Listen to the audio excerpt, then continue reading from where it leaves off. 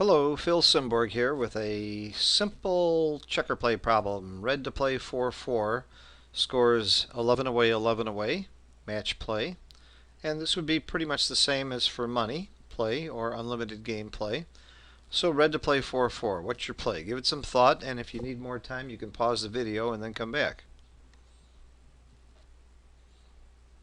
Okay, assuming you come up with your play, part of the play is very obvious. You're going to cover the 5 point. You got a blue has a checker on the bar, and you're going to certainly cover this point. Now, what do you do with the other two fours? You logically would either come up with 2 and make your opponent's 5 point, or come down with 2. Which one do you think is better? Okay, this is part of a series of positions that I had the honor of presenting a couple of years ago in San Antonio at a lecture that I did with Mochi, the #1 player in the world currently. And Mochi and I gave a lecture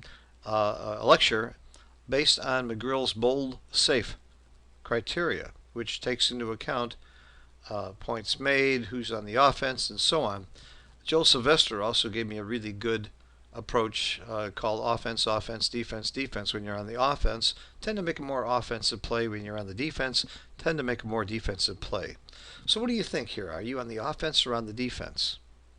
You're clearly on the offense. The answer is to bring the 2 checkers down into the zone, start going for a major league blitz.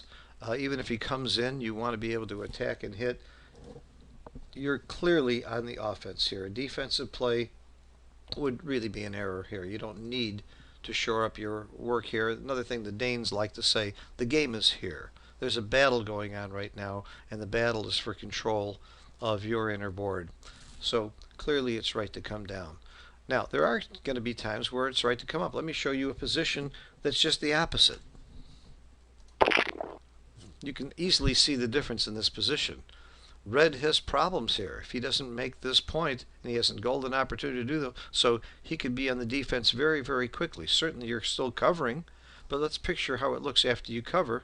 If he comes in, and even if he doesn't come in, you can be stuck back here and you have problems. He's got a strong board here. So this is a time to make a more defensive play. Let me show you the answer. Pretty major league not to come down. So offense, offense, defense, defense, bold, safe considerations. The game is here, playing a blitzing game.